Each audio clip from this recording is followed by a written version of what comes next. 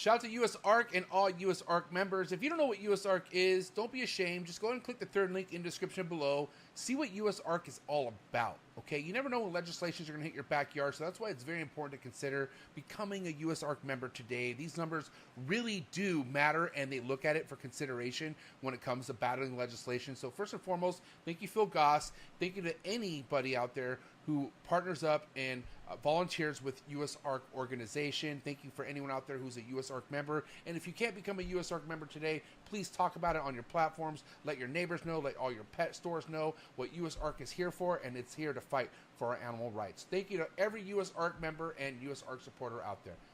T-minus 30 seconds.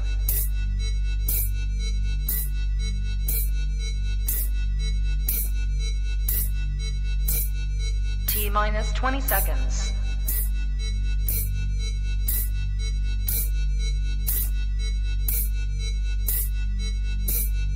10, 9, 8, 7, 6, 5, 4, 3, 2, 1, 0.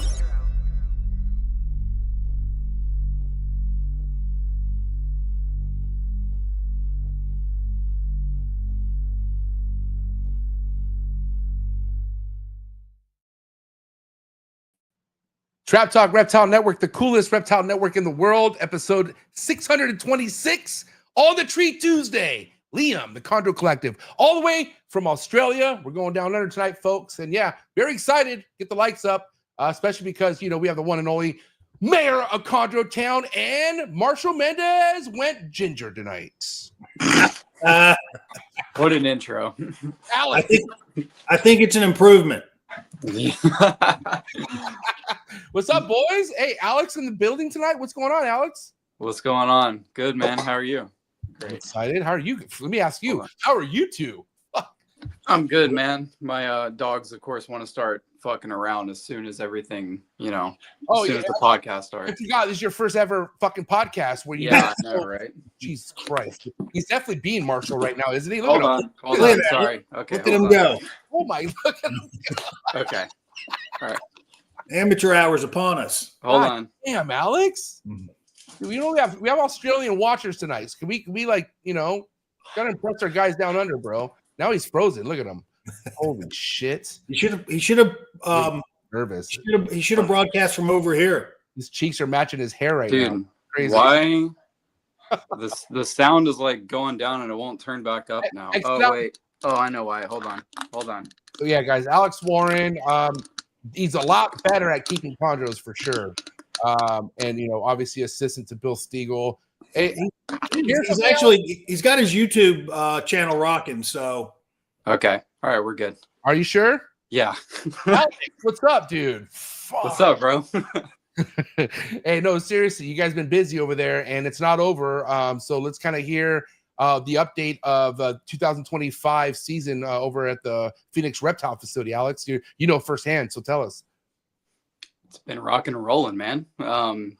Dude, it's fucking great. We got off to a rough start. That first clutch hatched one Neo, which is doing well, by the way. Nice. But it's gotten better since then. I mean, with the pathogen clutch, I think that was kind of the redemption clutch, and then honestly, it's been doing really well since then. There's a clutch hatching out right now, the camo clutch. So that's hatching out currently. So yeah, there's not even any pictures of the camo Scarface clutch yet. Literally two animals are out in perch. So I'll get some pics up in the next few days when they come out. Yeah. But are you getting better results establishing now? Like, from what I understand, you have babies that are coming out just ready to eat. Like, what's going on? These came out on fire. I told you before we started, 15 Neos in that clutch, 100% hatch rate, and as of now, 11 of the 15 have shed and eaten. I took pictures of most of the ones that had shed and eaten already. So these are so nuts. I bet they're hard to take pictures of, huh? Well, Alex was there when I tried to take a picture of his Neo, and they're so sensitive. Like if you just alter them or surprise them, they'll jump right off the perch. So they're just so tiny, though. It's like you're trying to take a fucking clear shot of a dot. Like it's Yeah. Like you need like I almost feel like I think the camera that Steven Saltzen uses, or like that like super zoom in where you can see the scalation, like you need one of those micro lenses in order to get like a legit shot of these snakes because how tiny they are. They're so small and they're so dark, it's hard to see any contrast at all. I try to get some white like in the background, like that's the mortar of brick in the background to kind of show a little bit of contrast, but they're so dark, even in person, you can't see single scalation. Bill, listen, I know I give you a lot of flowers as you deserve them, but this is everything I want to make in life right here. Just so you know, like what I'm looking at right now, this snake on the screen, if I make this snake, I will die a very happy man. Like I don't need much more after that. I'm not lying. This snake is so amazing right here. You've got the building blocks. You just need a freight train, Neo, to finish it. That's what you did there. Damn, Bill. Okay, and for the record, people are wondering, like, are these available? What's going on? Like, most of these already sold. Let's get that out there now. Yeah, it's kind of complicated because, people had started putting deposits down over a year ago, and I didn't then, and I'm still not guaranteeing any individual Neo or even a clutch. But as it stands right now, I'm going to have 4 high-end designer melanistic clutches. A couple of them are already on the ground. One's in the incubator, and then a female's in the lay box. So, and I've got quite a few people on the wait list. But I think, if things continue to go well, I don't count my chondros before they hatch, but I should be able to supply all the demand. But it's it's kind of dicey, like, because it's still so early, and I hate to overpromise and not be able to deliver. You know how things can turn around in an instant. So Sure. It's just kind of like whatever. All you can do is see with what you have and just fucking time will tell, right? That's all we can do.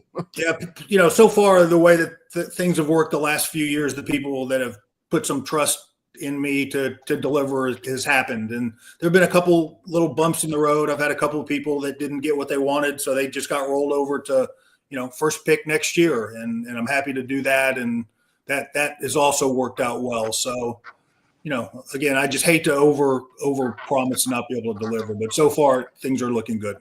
I just want to say, listen, anyone could, I guess, if you have chondros or have clutches, I guess you could try to do what Bill does, but not too many people can legit do what Bill's doing right now, just so you guys know, okay? I mean, if you built the name for yourself, you have the stock, and you have, like, I don't know, like I said, it gives me anxiety just taking deposits, but again, Bill, you're producing, you're doing it.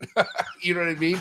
Well, I mean, I think we've talked about this many, many times. It all comes down to numbers. If I had one or two potential, nice designer high melanistic clutches, I would never offer like pre-sales or deposits. But this year I legitimately had 5 or 6. So, I felt pretty confident that things would go the way they've gone in the past. And so far things have worked out that way. So. All right. Well, listen, I don't want to wait any much longer. I want to bring this guest on all the way down from Australia. I know, Bill, we were talking, I was trying to connect the dots, remind you who this guy was. But let me ask Alex, do you follow the Chondro Collective? Do you know? Yeah. And I actually just remembered that I was talking to him about ultrasounds a few days ago. So, cool. Yeah. Well, listen, real nice guy. Been wanting him to come on the show for a while. There's quite a bit of Australian breeders I can't wait to bring on, but this dude's definitely top 3. So, without further ado, you guys ready to bring him on or what? Let's do this. Yep, let's go. All right, guys, do what you got to do to get your mind right. Do what you got to do to stay hydrated for episode 626. Liam said his name right. The Chondro Collective coming at you right now. Let's go. Good.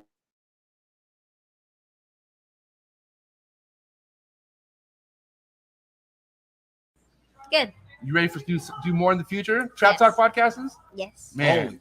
Only Trap Talk. Exclusive. Yes, coming. Exclusive. Oh. So stop calling us. Rub the spot, get the club to pop. When I come up with the crop, I love it or not. I'm hot from the hop to the rub the spot, get the club to pop. When I come up with the rub the spot, get the club to pop. When I come up with the rub the spot, get the club to pop. When I come up with the rub the spot, get the club to pop. When I come up with everybody, we do it. Everybody, we do it.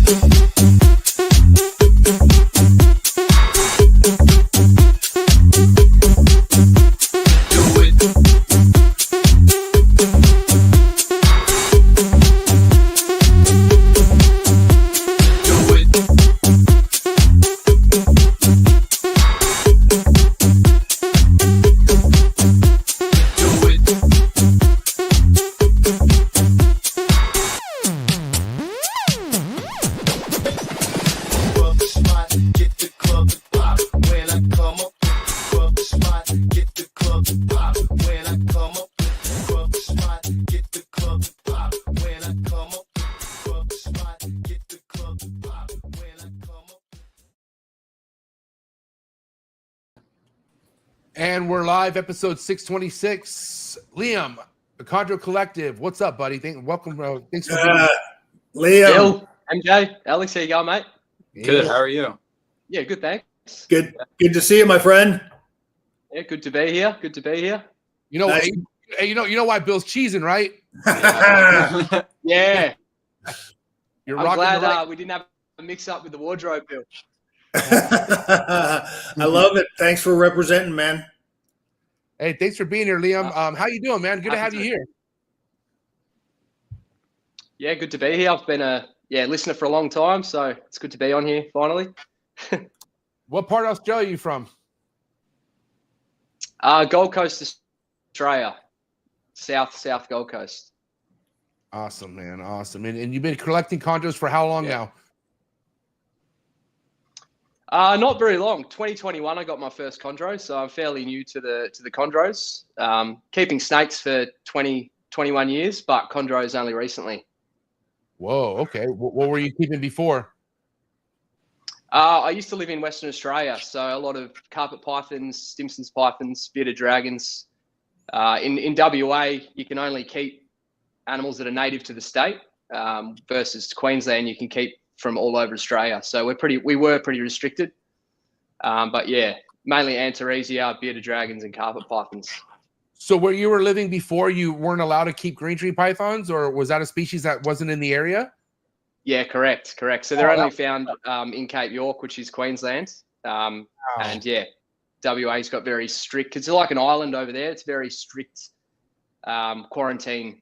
So they only allow stuff kept from the state kept. Dang. Okay. So 2021. That's not that long ago, even though it's a few years already. But shit, that's really not that long ago. What pulled you into the chondro game? I suppose, like everyone, they're sort of that pinnacle species. And I got out of snakes as a teenager, so there's about 4 or 5 years where I didn't keep them. Got an albino carpet when I moved to Queensland, and just sort of had that as a pet for a few years. And then I didn't even know you could keep green pythons. Well, I did when I was a kid, but it reminded me when I saw them for sale in Queensland. And then I sort of bit the bullet, did everything wrong, bought a couple of adults. That's how I started. In hindsight, not the best idea, but it didn't go too bad. And then sort of got the fever, and now I'm building things up, buying Neos, and that's where I'm at now. Obviously, had a couple of clutches as well. That was down to buying the adults, a bit of a shortcut, but yeah, it didn't go too bad. So yeah, shout out to the homie Chondro Boz, who's actually heading over to Bill's party in September. But I did see him say on his story that he has a snake that you produced, and he showed a picture of that snake. So in my head, I just thought you'd been in the game a lot longer than one, but you're that rare case where you picked up some adults and it actually worked out for you. Yeah, exactly. Yeah, I just picked up the right adults at the right time. To be honest, in Australia at the time, we've had some issues with viruses over the years. So a lot of the big breeders, there wasn't a lot of babies available when I started getting into the hobby. So I would have been looking for maybe 12 months and didn't see any babies advertised. So I just sort of went for an adult, a local adult as well. It was cheap. It came with an enclosure. Nice. And that's where I started. And then from there, I started networking on all the forums, learned that there was some breeders who were going to have some luck, and then, yeah, got some eventually. So do you know the background of the snakes that you got? Are they pure localities? What were they? Yeah, the first was a pure Aussie. Yeah, so he was, spitting image of a pure Aussie, something you'd see up in Queensland. And then I do know a lot of the background of the current snakes. So in Australia, obviously, because any international, we call them international types because they're from Indonesia. We're in Australia and we don't have legal importation. So a lot of these snakes have been here for 20 years. And when they were bought here, there wasn't a lot of documentation. So we're only going off from what we've seen in books, what you guys have, and we'll put a label on a snake, but that's not to say that obviously it is 100% it. So we've sort of just got an idea of what the snakes are. So when it's definitely not as accurate as what you guys who can import them. So I've got the original two that I bred were 50% Aru and 50% Biak. and that was bred to a Highland type male. I'm not sure on specifics, but I know the original guy who had them in the country had a lot of Highland type animals, and he shows a lot of those traits. And there's a few other guys, a big breeder in Townsville, Darren Ford. He's got a lot of like high blue Highland types. His animals originated from the same guy that I got my breeder male. And then from there, it's very, very broad. The other snakes that I've collected since a good mixture. So, can you explain a pure Aussie? Like, what does that mean when you say pure Aussie green tree python? Like, obviously, I know it's from Australia, but like, is there a specific locality in Australia, or is it just called Australian green tree pythons if they're from Australia? Like, how's that work? Yeah, so the reason we say pure Aussie is because there's a lot of mixed blood Aussies around because of the imports that were here. But they're found in a small remote part of the northern Queensland called the Iron Range. There is a smaller population south of the Iron Range, but you can't actually access that.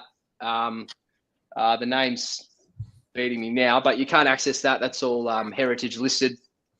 So yeah, they're all from the Iron Range National Park.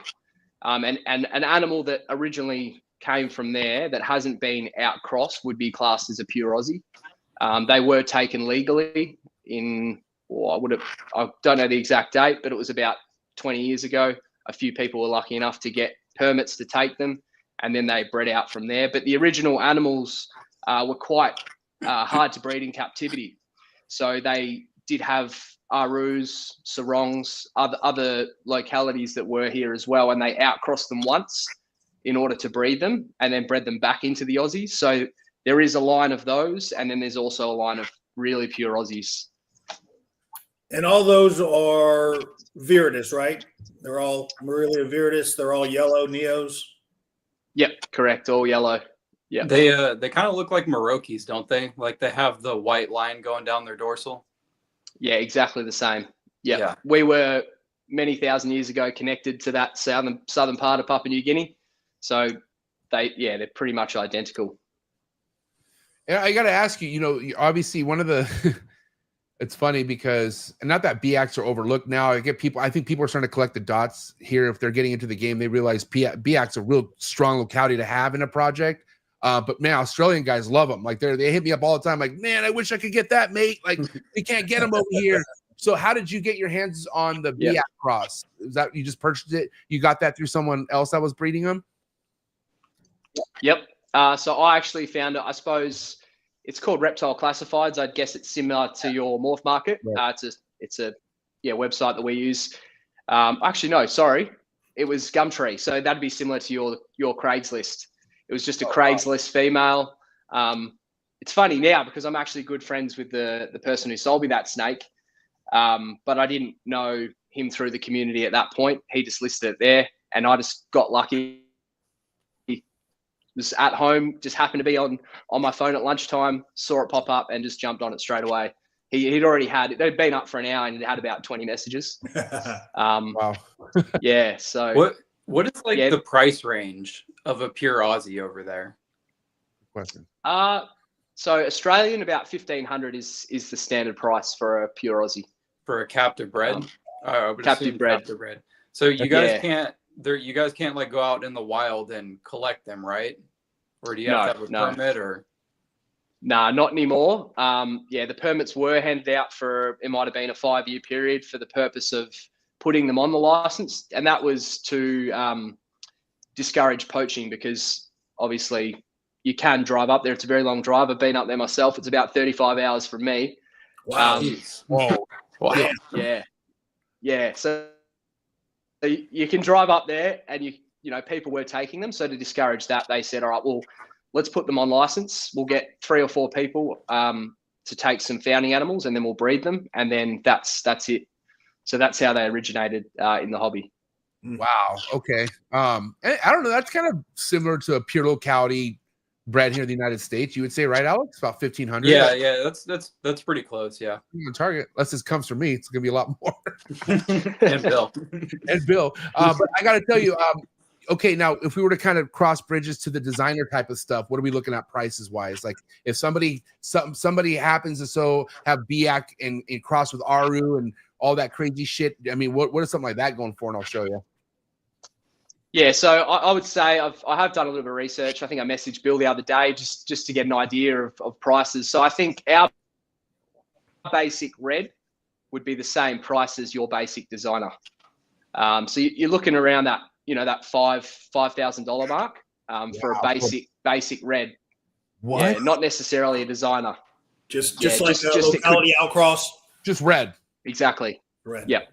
Yep. Wow. For a basic one, it might be 4 to 4.5. But at the moment, like they're very hard to come by because obviously the guys who have them want to hold them back. So there might be 1 or 2 released this season. Like there was probably less than 10 sold. Hey, you want to know? You want to know who's looking at the screen like this right now? Is Mark. Sounds to me like you got a lot of Mark Mendez's over there in Australia.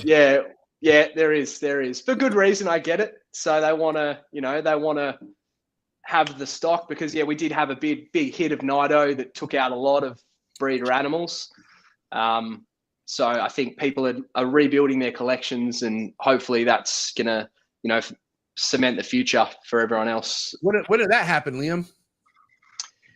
Or it was ongoing. I would have said from about the late 2000s, like 2018, 2019, 2020, and then 2020, 21 sort of period. I think a lot of adults died off. We were probably a decade in front of you on that. Yeah, a lot of once Nido was kind of discovered that you could test for it here, we had a lot of big people, the generation before me, Marshall's generation, just extensive collections were lost and people never came back. It's just devastating, when you go through that. So we lost a lot of animals and we lost a lot of OGs. Yeah, it's heartbreaking when I can't imagine it happening. I'm very strict with my quarantine and my testing procedures. So I stay up late worrying about if it happened to me. Now, Liam, I mean, there's rumors, we can't really solidify how 100% this big spread happened for us in the United States decades ago. But, from what I understand, it was coming from 1 or 2 specific people that didn't really know they had fucked up animals and they were just dispersing them. And then they were going from collection to collection to collection. Did you guys ever figure out what it was that made this Nido just go ballistic for everyone that was keeping in Australia at that time? Yeah. It was breeding loans was an issue, or not, maybe not necessarily breeding loans, but someone might have 3 or 4 adult animals of a specific locality, and then they would sell one adult animal that had it into someone's collection. Oh, there you go. Mitch is the OG snake centum. He was well around when the Nido was rampant. Yeah. That's a bit. So there was a few adult animals that went to major breeders, and then from there, like it wasn't real. I suppose it wasn't a problem until it was too late. So people were pairing snakes, and then they would find out that they probably found out the hard way, and a few snakes passed away, and then they had to search deeper and figure out what was going on. Yeah. Well, very, very similar to what happened here. And then you get out of the gray area where, a lot of people weren't held accountable because the testing wasn't mainstream then. And then you got that gray area where it was mainstream, but people didn't test because they didn't want to know, or maybe they tested and knew, but didn't do the right thing. And I think that went on here, for quite some years. Yeah. Yeah. And what's crazy, even to today, if you're not too careful, and you're Mr. fucking, lily guy, let me just fucking add whatever I want and not test it, you're going to get it for sure. Fuck around and find out for sure. No doubt. Yep. It's still out there for sure. Yeah. Mm-hmm. Yep. And unfortunately people know it. Not everyone, but that's why you just got to be all over it. No matter who is testing the snake, you got to test it. That's like a rule of thumb at this point. Like, doesn't matter who the fuck is testing the snake that you just got. You need to test that snake yourself. Because the only way you're going to know. Yeah. Liam, is it pretty easy to get testing where you are? I mean, here it's super easy. You know, Yeah. you just That's around. swab $20, send it overnight, you get the results the next day. Is it similar to Australia? It is easy to do, but the issue, there's a bit of a barrier to entry compared to what you guys. So we've got to see a vet in order to get a Nido test, and that comes down. Yeah, there's one, funnily enough, in WA where they don't have a problem with it. Is the uni that does the testing. So he does the testing, and he'll have a number of vets on the East Coast who you've got to go see to pay to have your Nido test taken. So you could be looking at, if you want to do a 3-panel test plus a consult fee, you're looking at $500-600 for one round of testing. Wow. For one animal, or one animal, one yeah. test.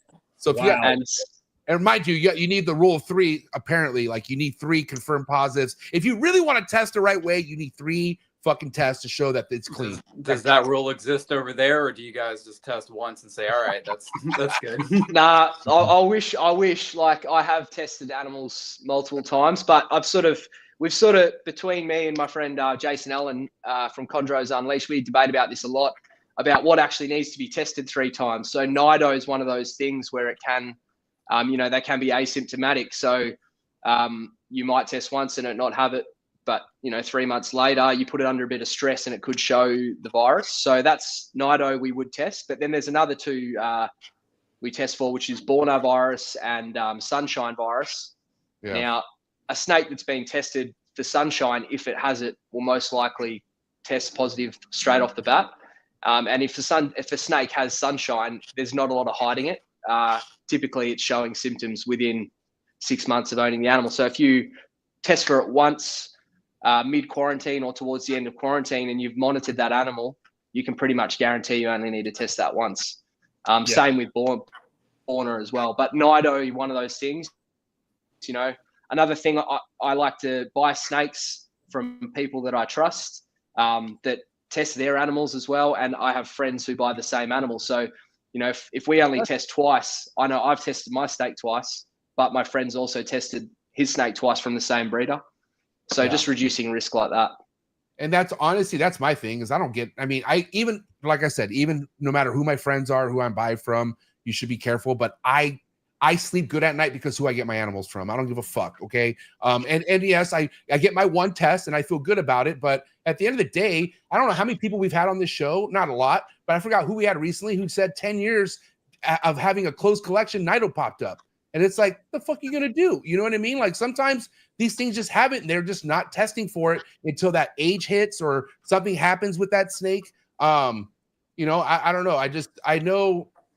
I know it's something you should address, but I mean, it's not something that you need to pack up your collection and call it quit if you get hit with Nido. Like it's not over. You know what I'm saying? You just got to you got to isolate the animal or close off the collection, do what you got to do. But at the end of the day, anything that leaves this collection going to somebody is getting tested. Simple as that. And that would get my peace of mind. And that's it. Yeah. I mean, we've talked about this many times. I'm in the same boat. You get an animal from a reputable source. It's tested before it leaves their place. You test it when it comes to your place, quarantine it for 3 months. And if everything's good, I'm pretty much done with it. Yeah, that's it. Call it a day and then get another one. Yeah. And then get another one. But also, like, me and Alex, we're no stranger to the import game. I mean, we'll fuck around, and if there's something we really want, but then there's strict things we go by when it comes to that, right, Alex? Like, if you are gonna gamble, you can't gamble on the quarantine. Like, you gotta fucking aggressively make sure that animal's right, Alex? That's something you're really good at. Yeah, dude, I'll take it even a step further and buy snakes off Craigslist.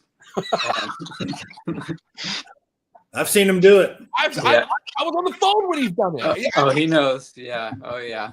But hey, that's all part of the gamble. But then again, I feel like I know what I'm doing. Those snakes are not in my collection. They're on the other side of the house. They're going to go through a very, very strict quarantine process and get tested multiple times and get treated for everything under the sun before they even come in here or get resold or whatever they're going to do.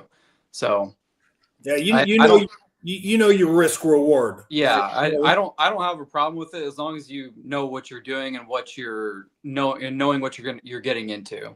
So that's the main part of it. The problem comes with whenever new people get into stuff like that and they just, buy Craigslist animals and they don't know what they're doing, and shit hits the fan then. And they're not careful, like, because I think with time you start to realize like how easy you could pass shit by just feeding with the same forcip, or like having all the same rats in the same bucket, and you're just going ballistic. Like all that shit is risky to anything, you know what I mean? But all that shit doesn't really cross your brain until you get a sick animal, and then you're like, what's happening to my animals? Like, and then you're like, holy shit, that's right, they've all been swapping spit somehow and whatever. But like that's why it's easy to just get to a point where you have so many animals, and now without you being careful, fucking everything's sick because that one animal that you just weren't really, you're just buying. You know what I'm saying?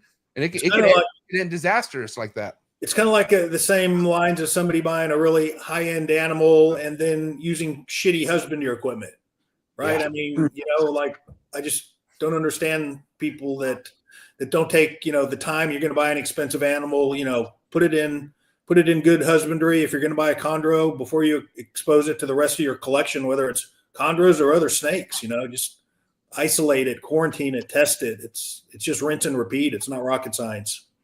Yeah, Liam, why don't we get to your husbandry? Like, what's working for you husbandry wise over in Australia? Obviously, you got like home turf temps and everything over there. So I'm curious, what is exactly you're doing to your room? Is it all ambient?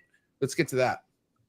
Yeah, so where I live, it is technically tropical, but it's still not as north as where they come from in Cape York, and definitely not Indonesia. So we do get a little bit colder than Cape York, stay colder. Like the hottest it sort of gets here during summer is around 30 degrees, which would probably be 88, 87.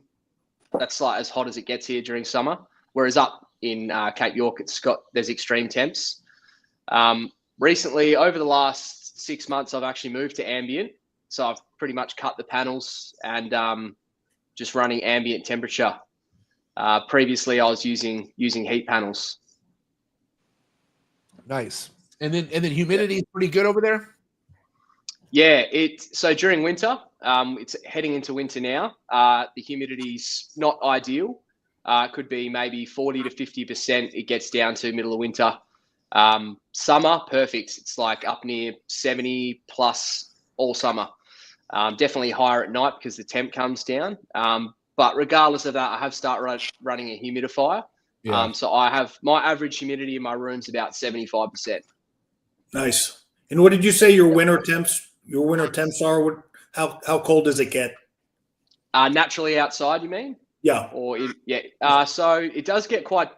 So I'm not going to get the calculation right, but 15 degrees Celsius is probably where it sits, maybe down to 10 degrees. Yeah, that's about 59 degrees. Yeah, so you're not getting frozen. You're not getting like frozen precipitation or anything like that. No. Yeah, that's like perfect temperature. You need a jumper, but yeah. No, but I mean, I've heard about that range, the low 60s, high 50s for chondros in the wild. High 50s? No, like 50s. Like it's getting down to like 59, 60 degrees from what I've heard in some areas. Yeah, I mean, I've heard that as well. Yeah. Maybe like in the Cyclops. Maybe not in Australia. Maybe in Indonesia. Yeah. Now I got to ask Australia. Go, Liam. Sorry, I went up to Cape York during winter on a bit of a herping trip, and found chondros at about 15 degrees. That was middle of winter, and they were hunting. Nice. I'm not sure what the conversion is for that. But that's 59 degrees. So that's 59 degrees right there. Pretty darn cold. Yeah, that is. Yeah, that's a lot lower than I thought they would go. Yeah, I wanted to ask you if you'd ever been out and you've been herping. Our friend Ryan Young just got back from his trip, so you have been out there and you've seen him in the wild. I have, yeah. I went up there 22 years ago now. Drove up there, spent 2 weeks up there. It was the middle of winter, which is the dry season, so I didn't find as many as what I would have if it was the wet season. But I think I found 8 in total over the 2 weeks. Wow, I would be happy with that. And 7 more than Ryan found. Ryan saw one and he was like, "Yeah, I could have found a lot more if I gave a fuck, but I didn't give a fuck." I'm looking for lizards instead. Creature pythons wasn't my goal. After I made a whole episode for it, he comes on and says, I'm like, "Wow, okay, thanks, fucking goddamn, my bad. I didn't know fucking chondros were that whack." Shit. Okay, Liam, did you learn anything from seeing them in the wild? Like, did you go and observe them and say, I want to do this in my own collection? Or yeah, good question. Yeah. Look, I know that this is probably pretty like they were definitely smaller than I expected. I know they do get big out there, but the ones that I did find was small. I'm not sure if that was because it was middle of winter. Maybe they were males, and there was a few that were cruising at the time. They weren't necessarily in the hunting position, so they were on the smaller side. It was more about, like, I've read the hatchlings like to hang on the edges of the forest. In the leaf litter, that's where the skinks are. The adults spend their time here, and it was more just about seeing that and seeing where they live.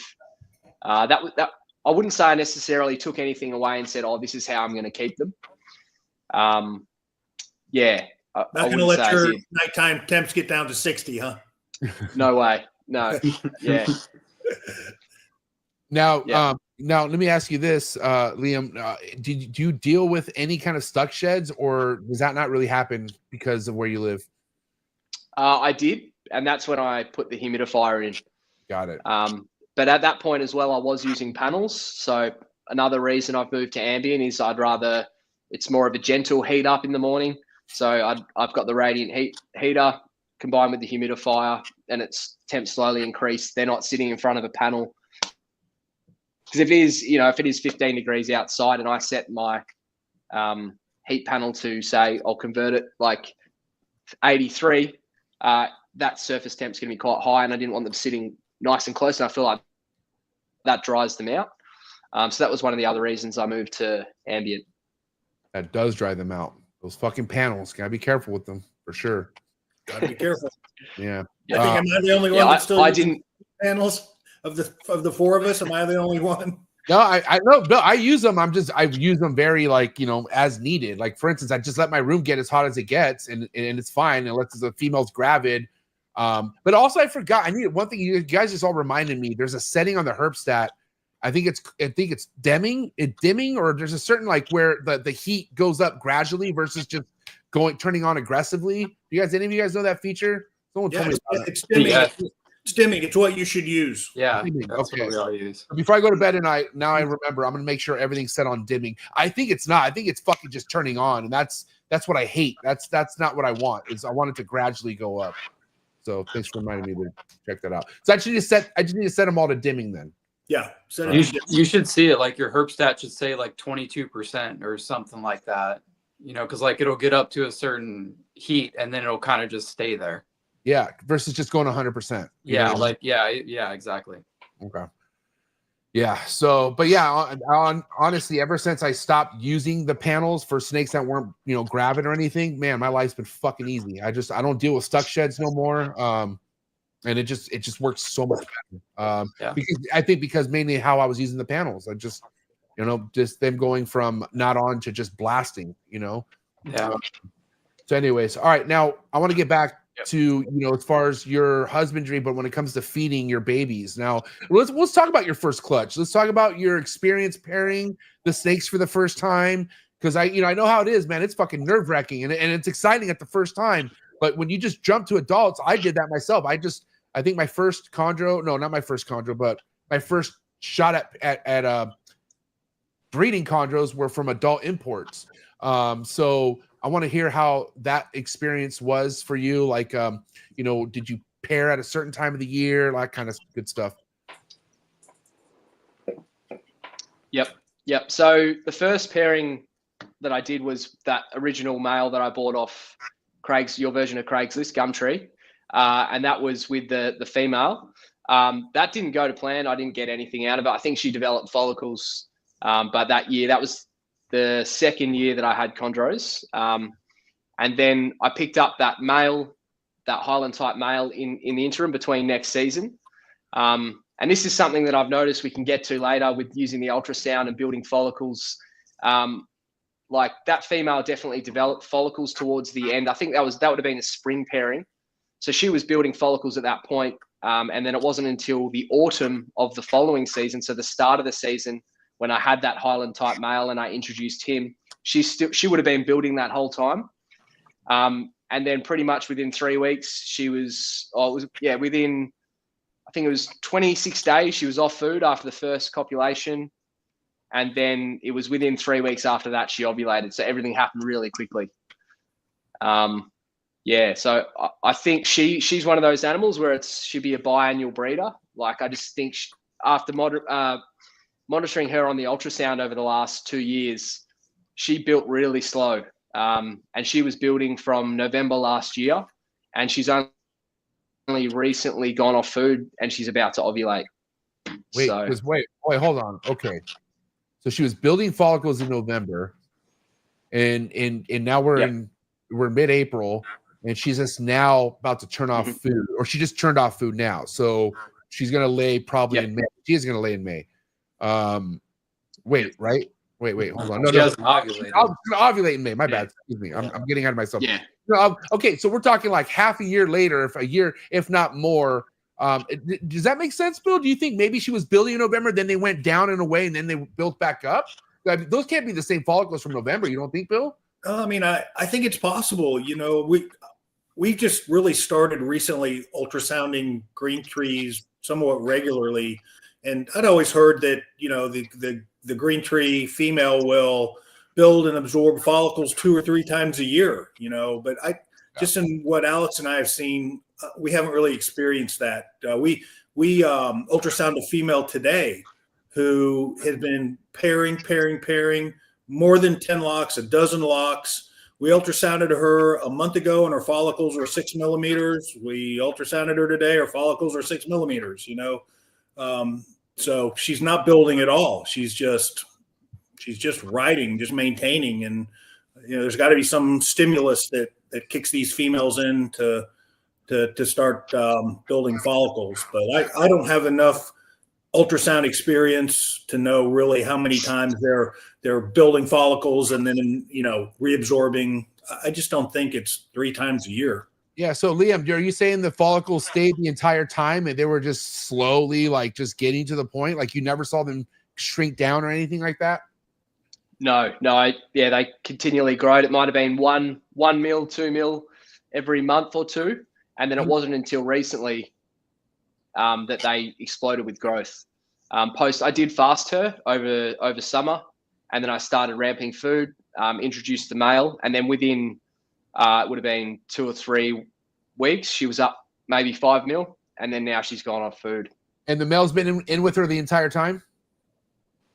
So I was pairing end of last year, and then I gave them a 12. It would have been longer than 12 weeks off. It would have been 14 weeks off. And now he's back in recently. So, wow. Oh, yeah. He hasn't had. Okay, so she's just turned off food, and she hasn't had any locks. She has. She had. There was about 4 or 5 really good locks. Yep. Recently. Yep. About 2 weeks before she went off food. 2 to 3 weeks. Oh yeah. Yep. That's good. Good signs. Yeah, I think something happens. Something happens where they just all of a sudden those follicles go to pea size, and then all of a sudden, bam, they're just starting to grow. You know, and I wish I knew what that trigger was. But there's times where there's 0 follicle development in a snake. You know what I'm saying? And that's crazy that for months the follicles stayed and they were just slowly growing. Yeah, in spite of copulations, right? You think, copulating, she's ready. She wants to grow follicles. She wants to produce eggs. But man, I'm telling you, I've seen these girls now. We've been ultrasounding 2-3 years, and some of them will just copulate nonstop and not grow follicles. Me and Alex talked about this earlier. Alex, what do you do to a chondro rule book? You throw that fucker away. You throw it away. No, the chondros throw it away. We don't. No shit. We try to make one. No, because obviously you guys know I have ovulations going off where I'm at, but I had 2 girls like ovulate when they had a meal about 2.5 weeks ago, and I thought there was always like they're off food for 4 weeks and then they ovulate. No, not these bitches. they literally ate 2.5 weeks ago, and then they still ovulated. So that's the first for me. I just feel like there's so. And then remember, one thing I think the story of the year, as far as like funky shit in the when keeping chondros, is how I think John Irby said his female ate the week she laid or something like that. Like she ate and then she laid. Yeah. Like that's not supposed to happen. You know what I mean? But what super unusual. It happens with ball pythons too. Wild. It's just really unusual. And then the no prelay shed, which I fucking hate. I'm PTSD till I die because of no prelay sheds now. Even though I know it's not always a bad case, but something's up whenever that happens. So who knows? Did you have any of those this year, Bill? I don't remember. Alex, do you remember? If we had a, I don't. I think they've all shed so far. I think they've shed. Now we've missed a couple ovulations. Yeah, and then they'll shed, which is a lot easier to do than I thought. Like it's not like you think, like, you know, being in the room 24/7, you're gonna catch every ovulation. Sometimes these motherfuckers do it sneaky. You know what I'm saying? Yeah. They don't all have like a massive ovulation, and they're not all massive for a long time. Like sometimes they're only massive for, you know, but then a few hours. Yeah, a few hours, and then they go back to perching tight where you can't really see sometimes, but it all ranges for sure. Which let me ask you, Liam, so once you had that girl ovulate from your clutch, you've only had one clutch, right? Correct me if I'm wrong. Or how many clutches have you had now? 2 clutches. 2. Yeah, I had a second clutch that year, but it didn't turn out as well as the first. Okay. So the one that did turn out, did she ovulate huge for you? Like what was that like? Yeah, she was massive. Yeah. I had it's called a Eufy. It's like one of those cameras that you can log into on your phone. Yeah. And yeah, I was obviously on it 24/7 waiting for that moment. I woke up one morning and spotted her from, like, you know, it stood out like crazy. So it's exciting and scary at the same time. When you see a massive ovulation where they almost can't keep themselves on the perch, it's so big. You're like, you don't know whether to celebrate or stay up all night. Yeah. I was lucky it was in the morning, so I was just there all day. I went straight out there. I keep them in the garage, so went outside and took some photos, and it's awesome. Yeah, I always feel bad. You know, I'm happy, but I'm also like, God damn, that looks very uncomfortable. Yeah, MJ, you've had some massive ones. You've had some massive ovulations. Dude, the emerald tree, nothing compares to an emerald tree boa fucking ovulation. I'll tell you, it's like a house. It's like it's fucking ridiculous. It's, you know what I mean. And then and she stayed big this entire time. She's still about 60 days from laying, but yeah, it's wild to see how the body develops and then it shrinks down. It's also really interesting and neat. But you know, with that being said, what's going on with your? Actually, no, hold on. Before we get to that topic, I want to get back to how you established your babies on your first clutch. And I want to know, was it a walk through the park like some, or was it like, holy shit, I'm gonna pull my hair out? Like, what was it? Yeah, it was 50-50. It's funny because I just happened to be going for my first attempt with the first Neo, and I was like, I'll film this. So I had the camera in one hand, the phone with the Neo, a little bit of chick down, went up, offered it the pinky, and it just smashed it straight away.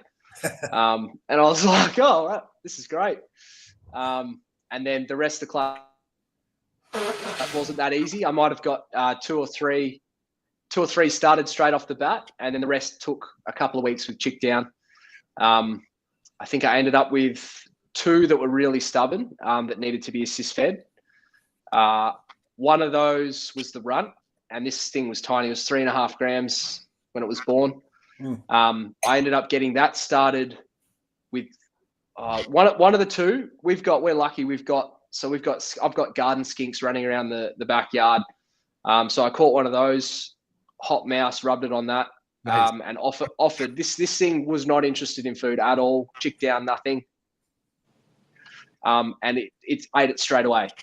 So I got pretty lucky with that one. Yeah, and then the other one that was tricky just took after maybe 5 or 6 assist feeds, and that was just chick down. The runt. How long did you wait to assist feed it? The runt pretty quick. I think 4 weeks. Yeah. Yeah, it shed, and then I gave it two attempts, and I think on the second attempt I was like, I'm gonna get some food into this thing. Yeah.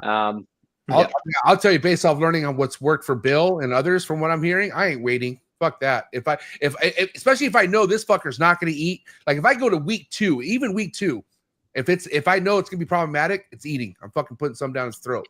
Chicken gizzard, here it comes. I'm going full chicken gizzards this year, dude. I really am. I assist fed 2 babies this week that refused their second meal, but they were small. Yeah, dude, the gizzards might get the gecko community to like me again, because if I could fucking get the gizzard versus the gecko, dude, gecko people are not happy with my you're done. You're done in the gecko community, bro. It? No, I'm not. There's other species and they like me.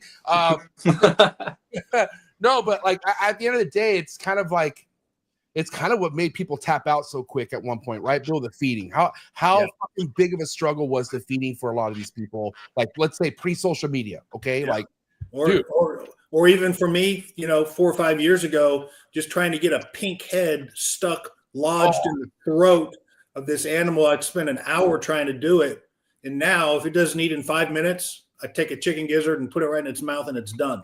5 minutes versus an hour of a pink. Lucky to get a pink head in. Fuck that. So it's completely changed the game. I think for us. And Bill. Sorry, when you're I was going to ask you, what did you assist feed? What was your tails? Tails, mouse tails. I believe it was mouse tails. Yeah. Yep. Yeah. That's what I was doing. That's what I was doing after the pink head and pink debacle. I said I'm not doing that anymore. I went to mouse tails for a couple seasons. Yeah, I like the fact that the hairs, they can't push it back out. That was the main reason. Yeah, for sure. What are you going to ask Bill, Liam? I was going to ask, when he assist feeds the gizzards, do you take them off the perch or do you leave them on the perch? A lot of times they'll stay on the perch, but I'd say at least half the time they just end up wiggling themselves off. Right.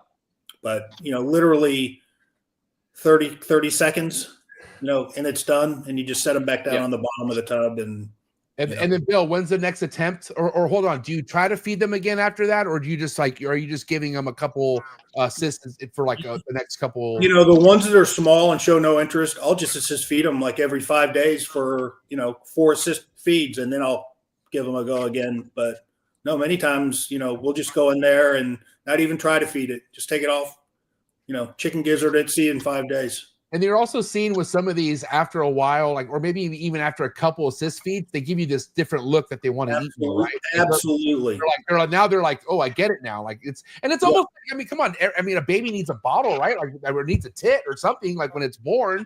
So I feel like it's not a bad thing having to at least give it 1 or 2. But I feel like you just got to give it the right thing. I don't think anything's better than chicken gizzards as far as a supplement starter. I don't know. Even with my experience with geckos, I gave this one fucker 30-something geckos and he wasn't growing, and I was like, "The fuck is happening?" You know what I'm saying? And so I think the gizzards, as far as nutrients and the content that's in that thing, I don't think. Just the ease of doing it. It's the ease of a mouse tail, but with 10 times the nutritional value. Yep. Yeah.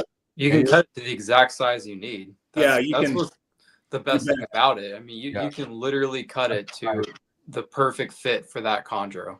Yeah. And you do about the body about the body size of the girth of the snake is the size of the strip that you do, Bill, right? Or how do you maybe a little smaller than that. Okay. But a little bit longer, longer than a pink. Gotcha. More like you would be feeding a tail, like it would be thin, but a little bit longer. Like a gecko. A meteor. Yeah. Yeah. So I'm curious, you're pairing this you got that one pairing that's happening right now. So let's kind of discuss what would happen if you were to get a clutch and you had to deal with some stragglers, like ones that are kind of tire kicking to get to the establishing part. Are you going to attempt chicken gizzards? Well, can you even get chicken gizzards in Australia? I'm sure you can, right? It's Australia, but fucking just have to ask what your techniques are this year. Yeah, you definitely can. And yeah, I'll definitely, if I need to assist feed an animal, I'll give it a try this year. I've already sort of figured out where I'm going to get it from. You just get it sent to your door frozen, and then I'll thaw it out as I need. Hopefully it doesn't get to that, but Yeah, I'm sure it will. So. Just have it ready to roll. I mean, have it in your toolbox. You know what I'm saying? And keep it in the freezer, and you won't go wrong, right, Bill? Well, I mean, absolutely. I can literally drive 2 minutes down the road and buy chicken gizzards. Same here. Yeah. So yeah, at least in the United States, they're in every major supermarket. So that's really one of the reasons that I decided to try that, the availability.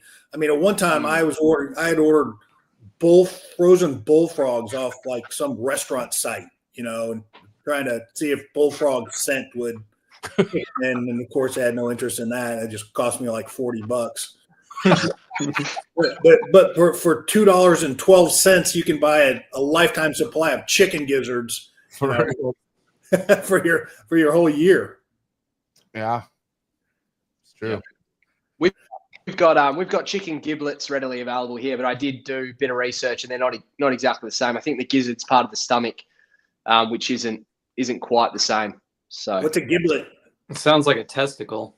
What's a giblet? Nah, it's not a testicle. I'm going to forget what it is. Chickens don't have testicles, Alex. A giblet? They have testicles. They have to, right?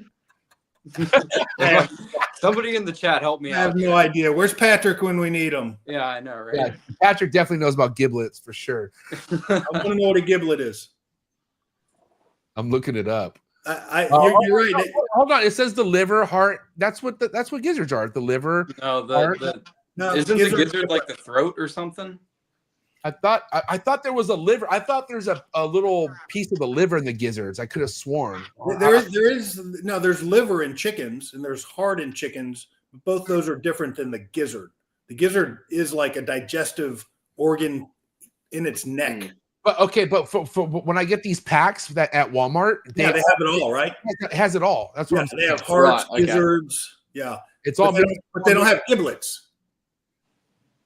No, I mean, maybe we just don't call it giblets. Maybe it's something different. Yeah. Yeah, giblets sound, I think it is, just a mix of all the internal organs when they say giblets. But you can buy liver, pure chicken liver and things like that as well. But these are the bits that aren't as attractive, I guess, and they just put them in a little container and sell them as giblets. Well, because that's what I'm curious about, Bill, because once I buy the gizzards that I get, I mean, I don't know what, I mean, should I give it the heart? Should I give it the liver? Should I give it the fucking? I've never tried either of those two organs. I've just stuck with the gizzard, and I don't know why. I think because the first time I bought it, it was just a package of gizzards. Got it. Now I've seen these packages where they've got gizzards in them, they got livers in them, they got hearts in them, but I've never tried any of those other organs. Interesting. The thing I did like about the gizzards is there's cartilage in that meat. Yeah. Which is a reason I'd lean towards that. Yeah, I agree. I'm almost worried that like the liver doesn't have. I mean, it has like no fat. It has no cartilage. It just is pure protein. Right. Mm. So yeah, I agree, Liam. That I'm just going to stick with the gizzards. It's I've been doing it for 3 years now, and what does Sal say? Touch wood. Touch wood. Touch wood. He says stroke it.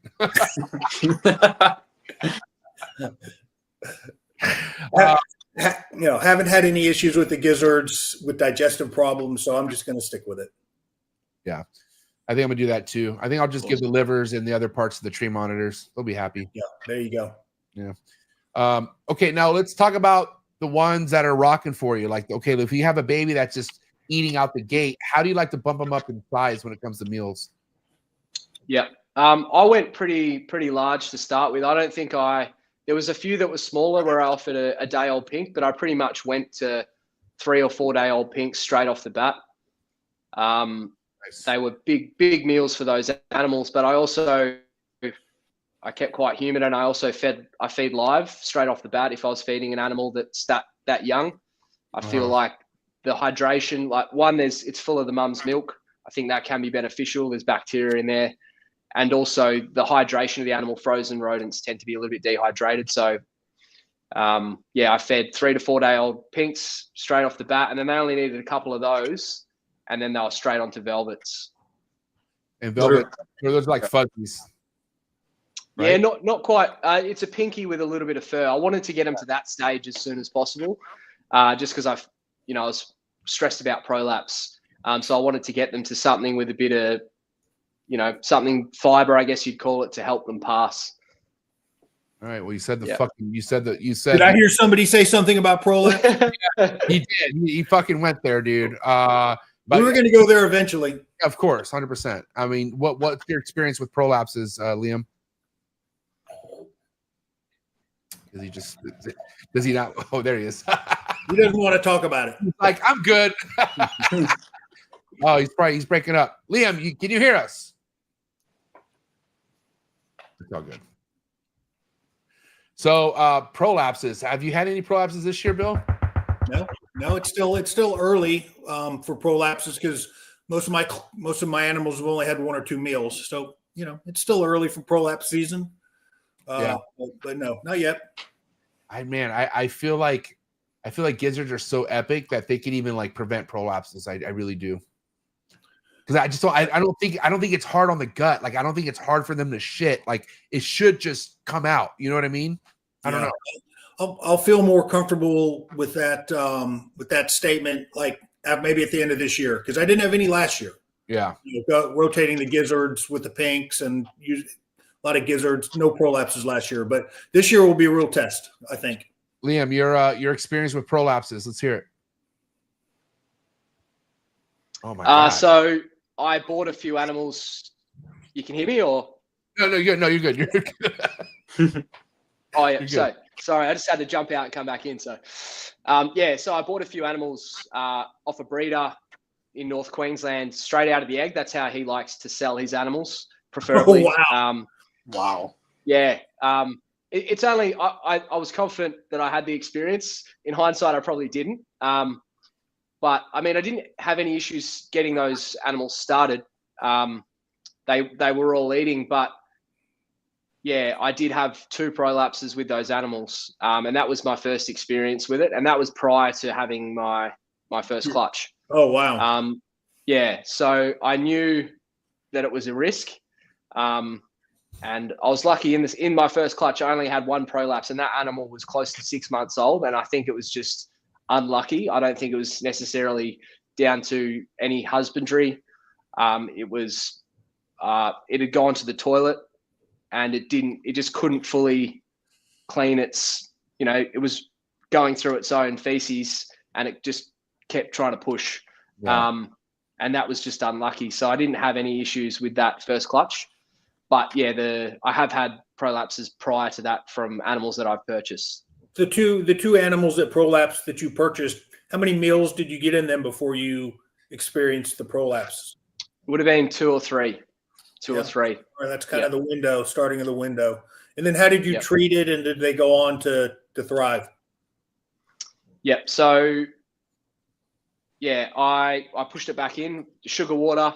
I actually found that straight sugar seemed to be a little bit better than sugar water. I just tipped sugar on it, cleaned it, pushed it back in, Band-Aid. And yeah, I did lose one of those animals and then one that I've still got. So would you say the prolapses were large or small? Yeah, there's levels.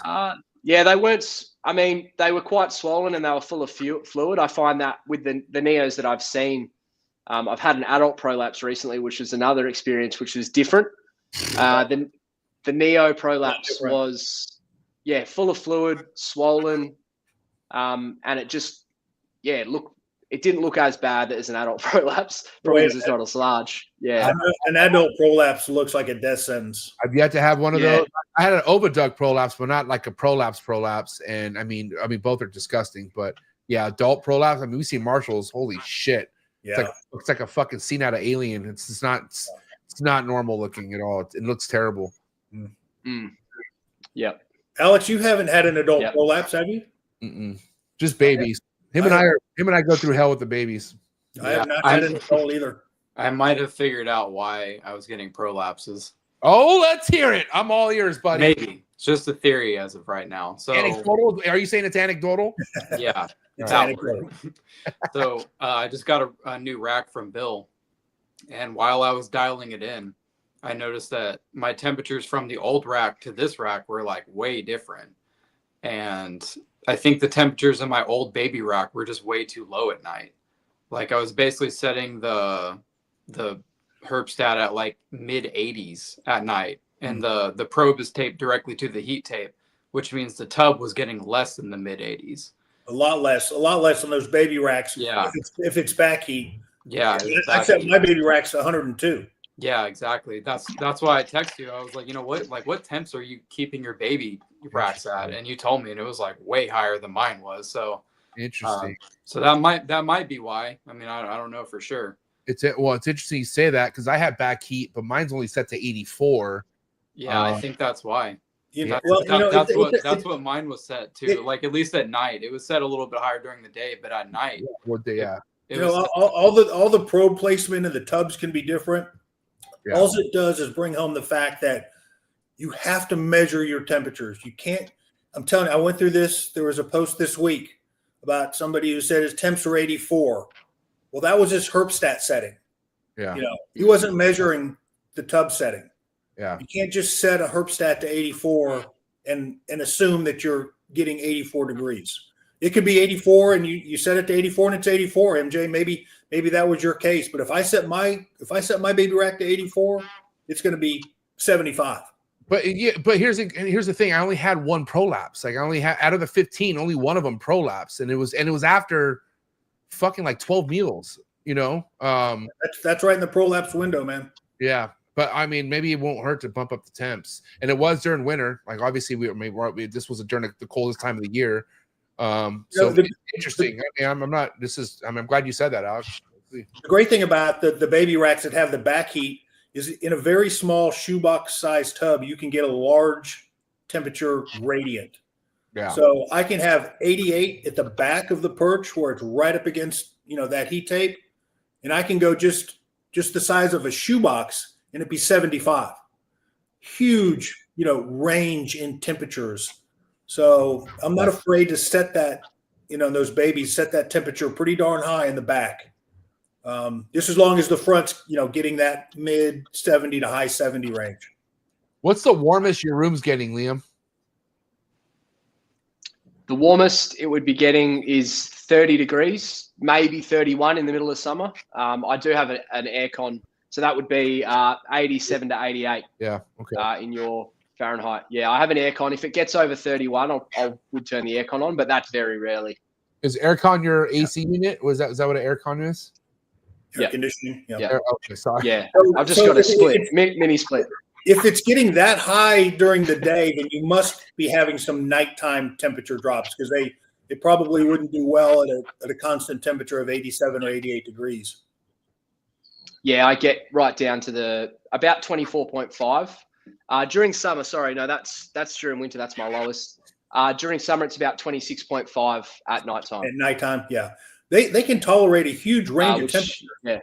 Yeah. Just as long as you're getting, if you're running them really hot during the day, you better drop those temps at night, or you could run the whole room at 80 degrees day and night, and they'd be fine. But if you're getting 87 degrees during the day, you better have a night drop or you're going to have some problems. Or just better not be 87 for too long. You know what I'm saying? Yeah. Yeah. It might only be that hot for 3 or 4 hours. Yeah. That's just the peak. Yeah. That's the hottest time of the year, though, for you, right? We're talking summertime, right? Yeah, correct. Okay. Yeah. That's the same with my room, Liam. Like sometimes my room will get up to like 86, 87, but it's only like 2 or 3 hours out of the day, and then it'll drop back down. Yeah, but to Bill's point, like I have to make sure I at least give them that drop to like 75. That 10-degree drop is so crucial. Like you could get them warm, but if they don't have that gradient where they get cooled down, and I feel like on the average mid 70s is perfect at nighttime for a chondro if you could get it there. I know summertime when it's fucking really hot over here, nighttime it's 80, 81 degrees. You know what I'm saying? But also I'm not breeding in the summer. I'm not, they're eating, they're chilling, Mm-hmm. Yeah. And so food cycling, when is there a certain time of the year you don't like to feed, or what's worked for you as far as like food cycling goes, Liam? I'm still figuring that out. I've tried different ways. First year that I had success with the female who's going to go again this year, hopefully, was that I used the same technique as Bill, where I'd cut feed sort of in line with temps dropping. I'd wait 4 weeks and then I'd start introductions and then I'd give them a good 4 weeks of pairing, and then I would start feeding again, maybe not heavily. And that worked the first time. I think I only got 3 meals into her anyway, and then she went off food. So yeah, that would be autumn. 4 weeks prior to autumn, I would have cut food, and then I introduced in autumn, and then started feeding 4 weeks later. This year I've tried something a little bit.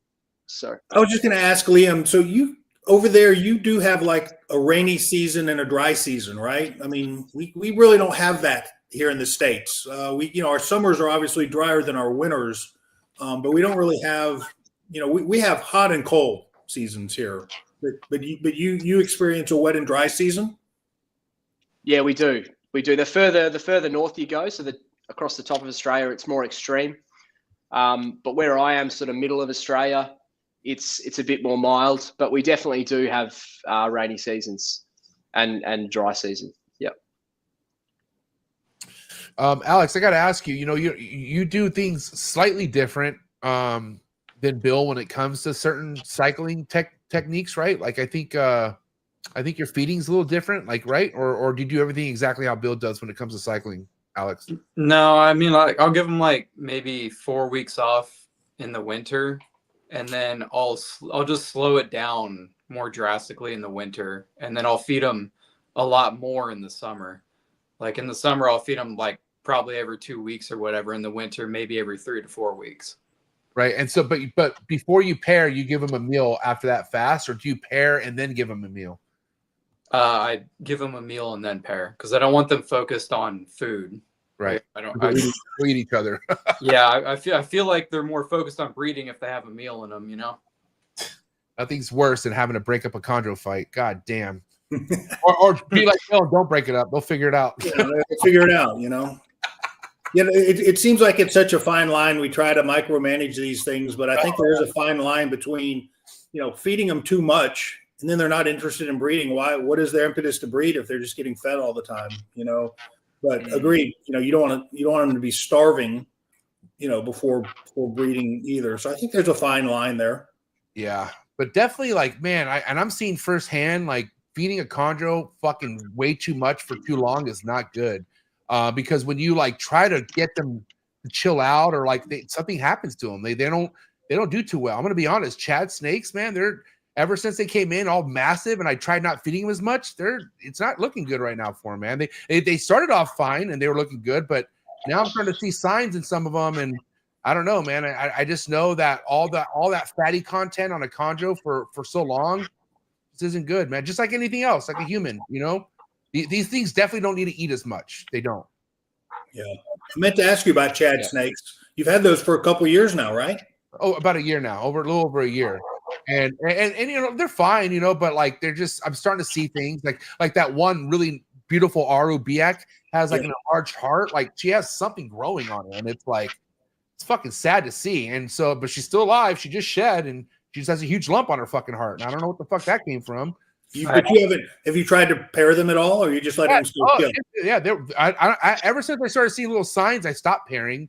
But they were paired majority of the year. Yeah, they were. Doogie Howser was putting on some moves on that Arubiak. I didn't see any confirmed locks, but he was like, tickling her, I guess you could say. But yeah, I don't know. You see things in snakes, right? Like especially if you have ones that are healthy, and like you just kind of like, that's odd. Like you just start to see some odd things, I have one experience similar to yours and Chad, and Alex will know this.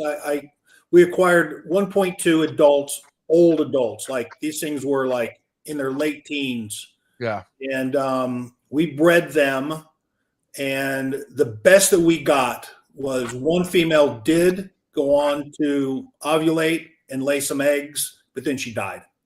Yeah. And then I think the male died shortly after, right, Alex, if I remember right?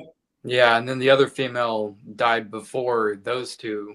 Yeah, before she could even maybe she locked a couple times or something. But I'm telling you, there's something about old chondros that have been in one person's collection, and you move them. It's just most of the time it's just not going to end up well. Especially if they go from being kept a certain way to they're being kept way differently, and it's just a lot. Like, you know what I mean? And mind you, it's nothing against Chad or anyone. Like, a lot of people don't really understand, like, you know, what a chondro really likes. I gotta tell you, it's not hot. It's not hot, really hot temperatures. It's not hot. It's not hot, and it's not fat. No, not at all. Like, less is way more when it comes to that stuff. But, you know, that's stuff that we're just now starting to figure out too. Like, this is, you know, I mean, this isn't shit that I feel like everyone had down 5-6 years ago. You know, like, this is people are starting to come around full circle now. It just goes against the grain of breeding and producing a lot of different species of snakes. Yeah. They're just different. You know, it just goes against the grain, especially if you're coming from like a ball python background. You know, it's amen, brother. it's just a different game, and if you treat them like a ball python, you're going to end up learning some lessons. And guess what? A lot of those people are going to learn that lesson in the next couple of years, because there's a shit ton of ball python people just, let me go do that next. Good luck. Yeah, they're buying adult females for a quite hefty price. They're buying high black BX. All right. Yeah. Go pick another fucking name out of your fucking hat. God damn it. Listen, I'll tell you the experience that I have had with ball python people that have come into chondros, the higher end guys, the guys that really, you know what they're doing. They've done quite well. They're doing well with chondros, but you really have to tell them, and, you know, you really just have to just get it in their ear. You know, you just treat them different. Trust me. And, you know, you'll have success. But most of the people that you know, I've had experience with, they're doing well with them. Doing well keeping, right? Yeah. They haven't got to the breeding part, I can tell you that much. So that's correct. But keeping is, you know, it's the first link in the chain. So easiest link in the chain. Yeah. Yeah. That's a fucking, like, it's kind of like you could breed ball pythons blindfolded. I feel like you could keep chondros blindfolded. It's such an easy snake to keep. It's easier than ball pythons. Yeah. But things change when you pair them up. Yeah. Yeah. That's because there's things you can't get away with. Like, you know what I'm saying? Like for instance, you have a gravid female with not being kept with the wrong temps. Watch what happens to those eggs, or like something will happen where you'd be like, what the fuck's going on? I found this out firsthand last year when I had I had 3 slugged out females. You know what I'm saying? Obviously it was my husbandry, you know, and I was able to fucking figure it out. Yeah. Yeah, MJ, I'll give you props, man. You've paid your dues. You made some critical mistakes early, but you learned from those, and, you know, now this year you're just exploding. I mean, so I give you a lot of props for that. Respect. Well, you know, listen, I got some good friends. You know what I'm saying, Bill? Wink, nod, nod. So, MJ, go ahead, Liam. So last year, were you running panels? Is that sort of the reason you moved away from them? Is that what you think caused the slug clutches? Yep. I forget what Ryan Young episode it was. Shout out to Ryan Young. You know, we have a group chat, and, you know, for a long time, Ryan's telling me, like, fuck the panels, man. Like, he's never been a fan of the panels. And it all started connecting the dots when I had my emerald tree boa retain all those babies, and she died. And I just knew something. And on top of my 3 slugged out females, I knew something was fucking wrong. But MJ, you'll be the first to admit you were not utilizing those panels correctly. No, fuck no, not at all. You had multiple panels on the same thermostat. Yes, yeah, I completely. You know, so I had a way of running my room at the previous house I was at that was working. Like, it wasn't a whole wall. I didn't have 16 cages stacked at my old house. I think I only had like not even half. And so when I moved into here, I ordered more cages, and I created this fucking wall. And then this huge mistake, instead of fucking buying goddamn Herpstat 6s and all that and giving them individual probes, I gave each level its own individual probe. And I gotta tell you, the gradient heat on my whole wall, fucking, like, it ranges. It's so different because the way the sun hits my house. Yeah. And so this whole room was cooking, and I had no idea. Mind you, because I had it cool, like, in here, but in those boxes, bro, out of control. And so once I realized how warm this room gets without me having to do shit, I realized I don't need my panels. Like, what the fuck? I mean, these things could live perfectly happy with the room getting to 83 and it drops down to 74, 73 at night. That's a perfect scenario. And if I can't get those temps, I have a mini split. I have ways to adjust what I need, but I don't need the panels. The only way I need the panels is if I have something gravid. And so, yeah, it was literally like it was like a light bulb went off because of Ryan, but like the behavior of my snakes, bro, like night and day. I couldn't believe it. Like he told me, he's like, MJ, watch what your chondros start doing when you turn the panels off. They're gonna start perching everywhere. And the thing is, when I had these panels rocking, they never moved.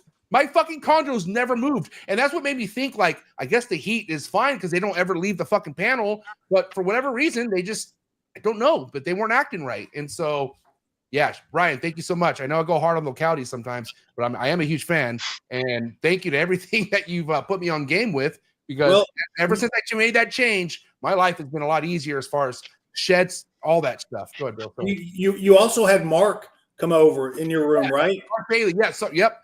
Mark was like, dude, it's so hot in here, MJ. Like, he would tell me, like, I don't think your chondros, I don't think they need it this warm. And mind you, it was like a good year of already me being here and realizing, and we all talk about, like, it's not easy moving a collection because, and I learned that firsthand, you know, yeah, you get everything in a brand new room, but you got to figure out the room. And it took me a good year and a half of figuring out the room, which I'm about a year into, like, having the room with the way it's been, and it's been great. And because of it, you know, I have fucking my 5th ovulation on the way right now. You know what I'm saying? And I'm pretty sure number 6 is right over here. I'm going fucking, you know, I have chondro fever right now. Okay, buddy? We're going nuts over here. But yeah, husbandry is everything, man. Husbandry is fucking everything. And like I said, you could get away with some stuff keeping, but try to breed and let's see what the results are. I'll take it one step further. You don't only have to know your room. Every one of these cages can be different. Yeah. You know, depending on where that temperature probe is, especially if you're running heat panels, you know, every cage is different. And even humidity levels. I have 2 cages sitting right next to each other. One I'll have to spray, you know, three times or 4 times a week. The other one, I wet the puppy pad and it stays humid in there, you know, all you know, 24/7. So it's just, you have to know your room. You have to know your cages. You have to know your animals. Okay, I got a confession, guys, on Liam's episode. I'm gonna keep it 100. Going back to puppy pads. There, I said it. I told you would. Hey. This is no reason to rub it in, Alex. Yeah, dude, fucking ginger warrior. Let me guess. It's because they're all like rubbing their face in the COCO at night. No, 0. I just don't like the smell. I'm over the smell. I want to clean. I just want a cleaner smell in here. That's it. And there's not, listen, the reason why I went COCO chip is because I had issues with my humidity. Like, I was having mad humidity issues. So the COCO chip was only to help me with the humidity. But now with my multiple fucking humidifiers and how I run the room with no panels, I don't have that humidity issue. I could go back to because I like the cleanness of the puppy pads. I was always a fan of that. I just didn't like, how you don't pay attention. They could eat the fucking puppy pad. That's a scary thing. They can. They can. That's why you don't leave, and I get that. But also, there was nothing easier than cleaning up a fucking puppy pad. Like, done. You know what I'm saying? And also, I'm tired of the fucking potto plants hiding all these fucking shits that are somehow going underneath the fucking pot, underneath the COCO chip. I'm over it. I just want to be clean.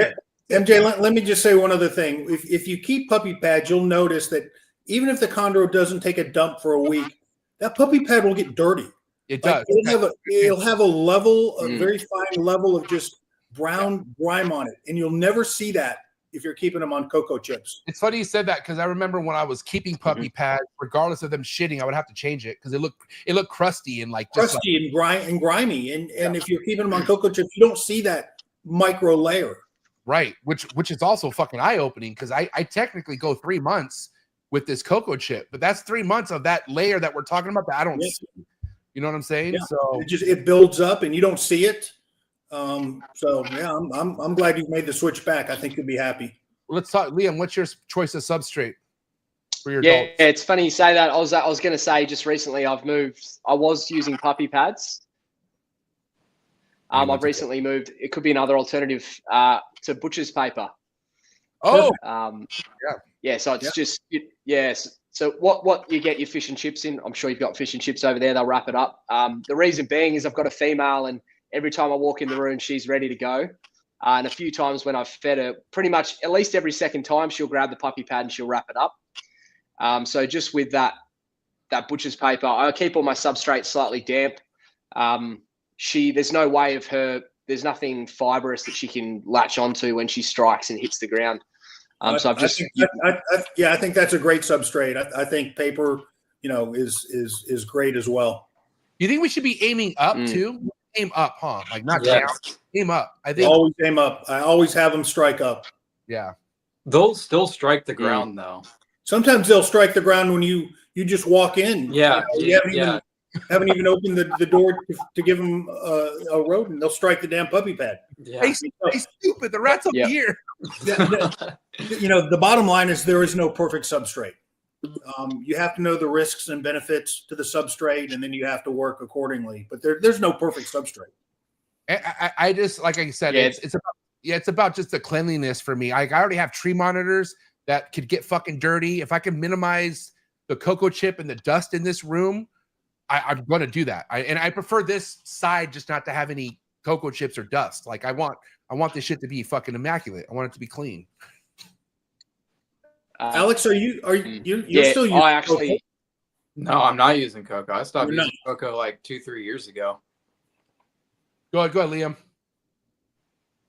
Yeah, sorry. I originally kept on cocoa chip as well, as that was a recommendation from a guy down here. He lives in Adelaide, which is a lot drier than where we are, so probably didn't need it. But I moved away from it because I lost my first male green tree Aussie. He took a mouse, struck the floor, and he got a bit of cocoa chip stuck in his windpipe. And then I didn't notice quick enough. I pulled him out one day, and he was, he had, I could see there was some inflammation there, and he was making, constantly hissing. And then, I ended up losing that animal. So that was enough for me. I've got, my snakes mean the world to me, so I didn't want to have that risk. So that's when I moved to puppy pads and now to butcher's paper. Yeah, not a fan. Nice. Listen, I love my sponsor. I'm just saying, I didn't go back to fucking puppy pads. And I will. Listen, I'm a big cocoa. I mean, Alex knows I keep all my royal pythons on cocoa chip. I think it's a great substrate for them. They have a much higher tolerance to whatever it is that cocoa chips will accumulate, whether it's feces that you don't see and it's in there for a week or 2 weeks, or whether it's that grime we talked about. They just have a higher tolerance to it. I had this really massive emerald tree boa female back in the day that ate a handful of sphagnum moss, and she was fine. Sphagnum moss is probably better for her than cocoa chips. I remember just seeing the teeth in the mouth. I'm like, I ain't touching that. I'm like, I don't know what to do. I'm like, you're on your own, dude. What the fuck you want me to do? It was so like crazy, but I was literally waiting any day to walk in just to see her rolled on the ground. Somebody in the chat mentioned paper towels. Paper towels are great too. We use paper towels in all of our babies and subadults before they move to puppy pads. It's damp paper towels. It's a great substrate. Yeah, I like paper towels, but that's kind of a baller move right there to have paper towels for all the adults. I think. I mean, you're going to go through a shit ton of paper towels. I feel like versus one just big puppy pad. You know what I'm saying? No doubt. But I like I have a certain brand I like. I love the paper towels, white, and nothing looks cleaner than that white paper towel for sure. So okay, I got to ask you, Liam, if you were to kind of look ahead of what's going on in your collection.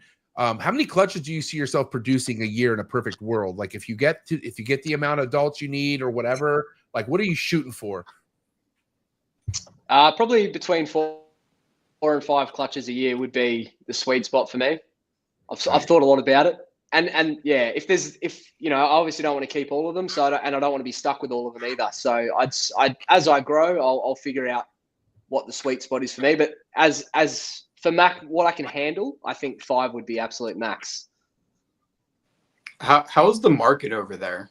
Like, is it easy to sell them, or? It is, yeah, and it is growing.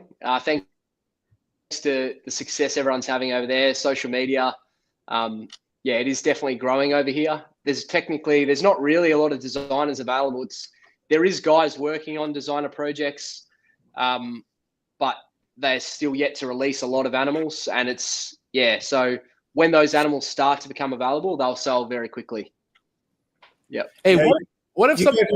Oh, go ahead, Bill. I was just going to say, you guys are just like 20 years behind us in the designer projects, but that will happen quickly.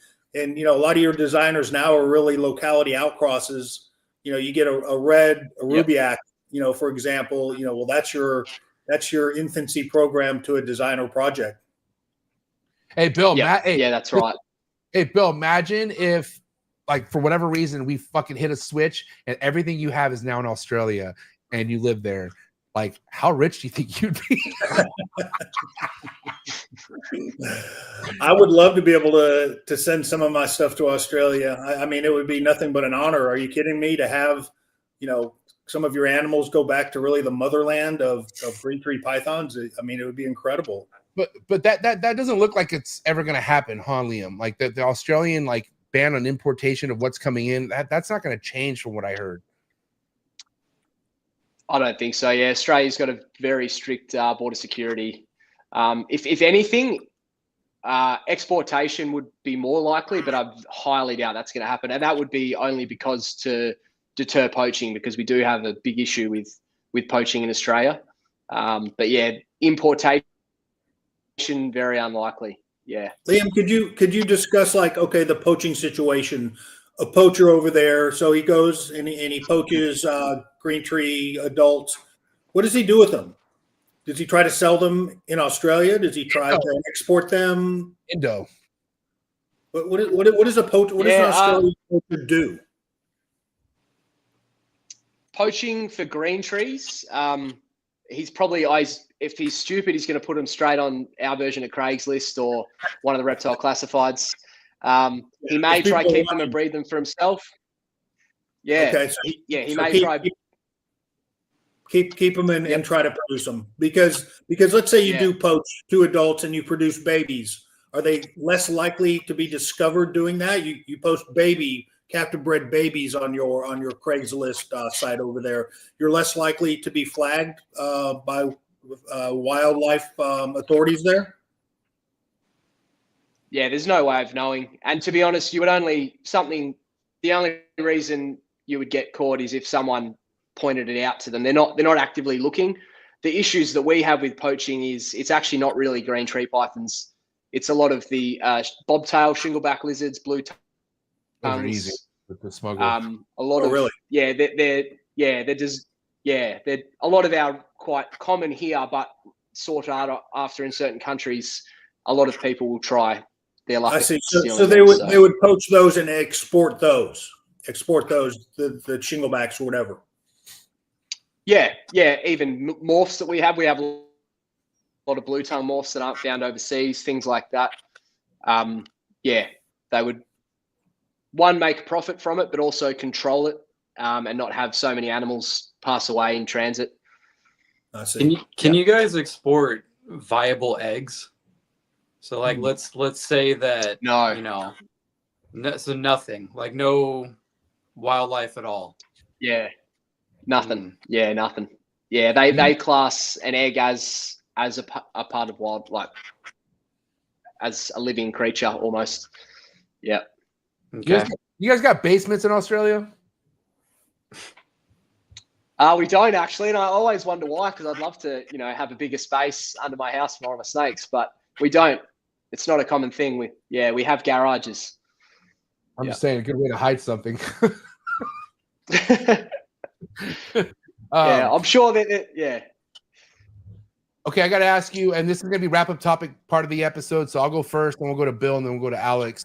But my wrap-up topic for you, Liam, is I know we touched a little bit about the growth in Australia, but where do you see things headed in the next 5 years when it comes to having more designer red neonates out there for people in Australia? Do you see quite the bit of growth happening in the next 5 years? And if so, how do you feel like a lot of these animals will be sold? Via just social media, online? Will it be reptile shows? Where do you feel like things are headed overall?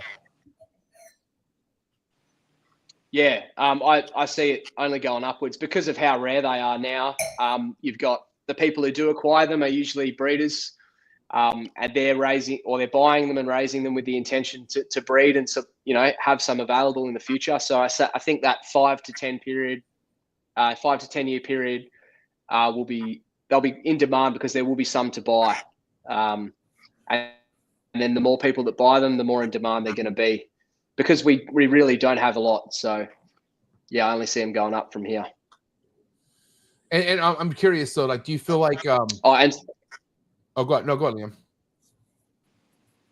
I was going to say a lot of it will be social media. I think largely any snakes I sell is through either Instagram, people that follow me inquire, and then I let them know I've got something available, or it'll be through Reptile Classifieds, which is similar to your MORPH market. And this is like so. And also, if you have a customer that needs to buy a snake from you, like you have to verify that they can get the snake and they're in the right area. Like there's a bunch of like check boxes you have to go through when selling each and one of these snakes, right? It's not as easy as it is for us over here. Nah, yeah, I definitely, if I was selling a green tree python, I'd ask a lot more questions than a carpet python. But yeah, you have to vet the person, their experience, where they live, transport. We're pretty good with transport. We can have, so we freight everything direct with a major airline. So we drive to the airport, we drop it off at their depot, and then it's direct flight. You can do connecting flights, but I prefer not to do a connecting flight. I'll fly direct to the location, and that person will be on the receiving end of that animal. So the longest flight you're going to have in Australia is, because we can't ship to WA, maybe 4 hours. That animal will be in a box. Wow. Nice. Right on. All right. Yeah. Bill or Alex wants to go next? Well, I'll just ask a question because it's kind of a follow-up to MJ's. The green tree python community is pretty tight-knit in the United States. I'm assuming it's probably even more tight-knit in Australia. I'm assuming that you're kind of in the know now. You've made connections. You've produced some animals. So if you were looking to acquire your next green tree python, is that something that you already have your eyes on? Do you know the source that you would go to, or what do you think would be next for your, stepping up, moving up another level? Yeah, next for me, I definitely have things in mind, and I hope they eventuate. I have reached out to a few of the guys who are, well ahead of me and have been working on certain projects for a long time. And just, if they have some luck and I'm lucky enough to make the cut, that's where I'd be getting them from. They're all reds. I don't have too many yellows, but I've got my fair share of yellows. So I want to get some more red blood, preferably something that's had a bit of a thought behind the pairings, and it's showing certain attributes. But the adults are that I. To keep it 100%, just to keep it 100% right now, Liam, in a perfect world, would you want more reds or would you want more yellow neos? At the moment, I want more reds, but that's only because I've got some really nice yellows. Way to be nice about it. All right, Alex Warren, take us home, buddy. All right, you're given a golden ticket, and you can import one living chondro into your collection from the entire world. Wow. What chondro are you importing? Or is it still alive? Yeah, one living chondro right now. Yeah. One living chondro. Or even a lineage. No. That's my question, Bill. A living chondro. It has to be the albino. Steal that shit from Marshall, please. Yeah, thanks, MJ. There's a few lines that I knew that I would want, but specific chondro, probably the albino. Yeah. Because here's the thing: it's a lot more than just an albino. Like, it's not just an albino; it's a fucking potent ass albino. Like, it's a freak of nature albino. You know what I'm saying? Like, the sky's the limit with that snake. Yeah, I guess you're right. Absolutely, it's a red neo, it's a designer, and it's an albino. Yeah, so. And you would put it. And you would just put it to another red and just get the hets and breed that to another red and just go for the moon. 100%. Okay, that would be my answer too, Alex. Okay, I want to know another one. I feel like the albino is like that should have been your answer. But other than the albino, I want to know maybe some other people in the United States work that you're like you can't really keep your eyes off of. Like, not even just anywhere in the world. Like Europe. Fuck Europe. I'm just kidding. No, I love you. Anywhere around the world. Alex is right. Anywhere around. Yeah. What are some of the best work out there for you that you just love to look at? Be definitely Garrick from House of Blue, and Dave D's animals. I love all the lineage that he puts out there. the pictures he takes, and obviously, yeah, the genetics and the the phenotypes are unreal from Dave D. And then, yeah, the House of Blue stuff just can't, they're stunning animals. Blue, not, they're not blue line animals, but in their own right, they're a different look, and they're blue, which I love blue chondro. So, okay, now you can import one chondro from Texas. What are you gonna import? Got a lot of choices. You got Mark Hager stuff. You got Patrick. I'd probably just take one of Bill's fresh Neos, the darkest one. I mean, well, you're gonna have to fight me for that one. Oh. Alex unofficially has his name on one of them, but yeah, I knew that. I knew his little sticky little fucking fingers would find a way. I told Alex a couple days ago, I just like to keep Alex happy, That's right. He doesn't smile a lot, but I know when he's happy.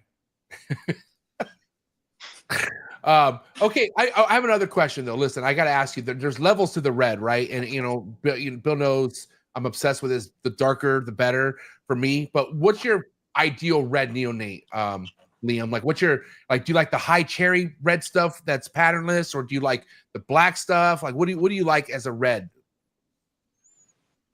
Yeah, I mean, if I was thinking about what I want out of that animal, it would be dark and minimal pattern.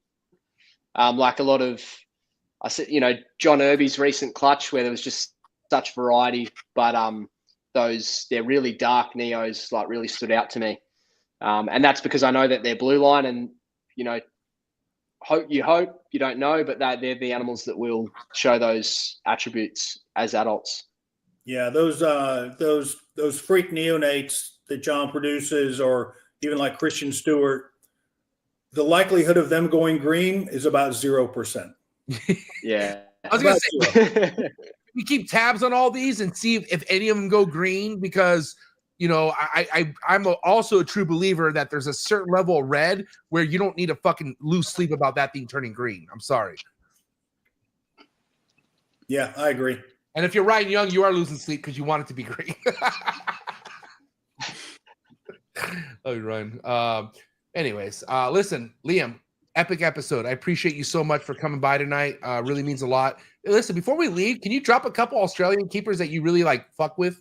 And maybe they could be mentors, or just maybe a couple names out there of people you want to shout out, because I don't think Australian reptile keepers, chondro keepers get enough love. And I like you to shout out anyone that's been there for you or whatnot.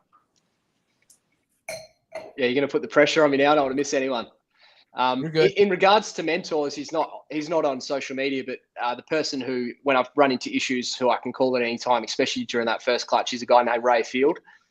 He's been keeping green pythons since the 80s in Australia, before licensing and all that sort of things. He probably won't be. He guarantee he won't be listening to this, but he's in his 70s now. But I'm lucky enough to have his phone number, and I can call him whenever something shit hits the fan. Nice. Yeah, and in regards to current chondro keepers, Jason Allen from Chondros Unleashed, he's probably got up there with one of the best collections in Australia right now for variety and genetics. He's hopefully going to have a good year this year and be able to share the love. You've got Chondro Boz in Adelaide, who I recently picked up a red from. You've got Snake Sanctum, Mitch Daly. He's a mate. I was with him a couple of days ago talking chondros for half the day, ultrasounding some snakes. Yeah, he's in the chat. Stuart Dempsey, another guy from Adelaide. Yeah, Mitch is here. Yeah, he said he would be. Yeah, there's plenty of guys out there. Yeah. Well, dude, you've had mad love in the chat tonight. I will say there's a lot of Australian keepers who rock with you, bro. So you're definitely doing something right, Liam. And I'm definitely looking forward to bringing you back on the show and chopping it up more. What's the best place for people to follow you? Would you say Instagram, the Chondro Collective, is the best place for that? Yeah, everything, I post on there pretty regularly. So, yeah, happy to answer any questions if anyone reaches out as well. So, yep. All right. I'll put the links in the description below. I highly recommend you go follow this man's work because it's top tier. But for now, give it up. It's a wrap for the homie Liam, Chondro Collective, ladies and gentlemen. Well done, Liam. Well done. Thanks, fellas. Thank you. Well done, mate. Thank you so much. Have a good night, Liam. Peace. See you later. Peace. That guy's cool. But now we really need to think about this Australian tour, because I'm not going anywhere in Australia where fucking people can't keep chondros. I'm sorry. Not happening. I'm only going where they keep chondros. So I guess the coast, we got to hit up the coast. The East Coast, yeah. You're planning the trip, bro. I'm just riding your coattails. That's what I'm saying. I'm a little nervous. What if we fucking, I'm like, hey guys, we're in a place where nobody can keep chondros because they're not here. Well, 90% of the population is on the East Coast anyway, so just stick there. Yeah, facts. you didn't know that Alex was from Australia, did you, MJ? I could get. I mean, I see it in the complexion a little bit. I'm not from. I lived there for 6 years. You did? Yeah. I did not know that. Where he grew up, where Liam is right now on the Gold Coast, I was probably like an hour from that. What? And you weren't really into you weren't into chondros then? No, I lived there from 8 years old to 13. I thought you were a day one, bro. Never mind. You know, when I first got my first green tray, I showed my dad a picture of it, and he was like, "We saw one of those when we lived there." Wow. And I don't remember it. We weren't in their range, so I don't know. He's not a snake guy, but it could have just been a fucking carpet python. I don't know. But or a carpondro. Yeah. Good episode. Let's go to you, Alex. What did you think of tonight's episode? That was really good, dude. I always like to talk to the Aussies. They're fucking awesome people, right? Yeah, they are. You know, it's good to see people work with stuff, you know, when they're kind of limited on what they can do, but they're still producing some cool shit. And they're so excited to do it. Like, it's not like, you know, it's not like it's a damper on what they're doing. They fucking love it. And I feel like they got their stuff really organized over there. I mean, they kind of don't have a choice with the laws, but you know, one thing that we take pride of in the reptile hobby is like how chondros document, or chondro keepers document stuff, right, Bill? Like the lineage charts have been around for years. And I think that just carries on to like different parts of the world. I think, Sal has a great, lineage charts that he likes to keep charge of. I feel like that's just the thing of the chondro world, no matter where you go. Right, Bill? Yeah, it really is cool to see, us essentially in the rearview mirror 20 years ago. That's what Trooper and Rico, and Eugene, that's what all those guys were doing 30 years ago is what they're doing in Australia. And Liam said, I think social media has just set it on fire. Like they're seeing the stuff that's produced in Europe and the stuff that's produced here. And I think it gives them like some goals, to say, I want to produce shit that looks like that. That's what I say every time I go to your page, Bill. Every fucking time. Well, September's right around the corner, brother. Can't wait. Oh, that vlog is going to be epic. Hey, Sal, how about you get off my bumper and let me fucking do a vlog at Bill's? Okay, you've been killing it lately, Sal, but let the Americans fucking vlog here a little bit. He's done some great work. Hey, Sal, I want to say mad props to your vlog that he did he did Texas Chondros for the first time, and also did Patrick. And then also I want to give my flowers to fucking Alex Warren, putting in work in the vlogging game, which we all know it isn't easy, but you're doing it, buddy. I'm trying, man. Yeah, just remember why you're doing it. You're doing it for yourself. You know what I'm saying? Yeah, absolutely. So keep at it. Amazing Arboreals on YouTube. Make sure you go. I'll put the link in the description below. Make sure you go subscribe to Alex Warren's content, and also go follow him on Instagram as well. But yeah, boys, I appreciate you guys a lot. Phoenix Reptiles on IG. Go subscribe. All right, if you really want to level up, that's the place you go subscribe on IG. And Alex Warren, Amazing Arboreals. Give it up. It's a wrap for my two boys, ladies and gentlemen. Been a great show, guys. Enjoyed it. Thanks, MJ. You guys rock. Thank you so much. Have a good night, okay? All right, you too. Good night, guys. Peace. And thank you out there, no matter where you tuned in around the world. Appreciate it. Before you leave, let's get the likes up for the homie Liam and all the fellow Australian chondro keepers out there. You guys are killing it. Cannot wait to bring more Australian keepers on this show because I fuck with Australia tough. All right. So, and again, if you're looking for exclusive content, you want to get more behind the scenes, or if you just want to support what I have going on further, then come join the Trap Talk Patreon family. You can just do that by simply clicking the first link in the description below, get connected to a Discord, and there's an awesome Instagram group chat, man. Best way to learn.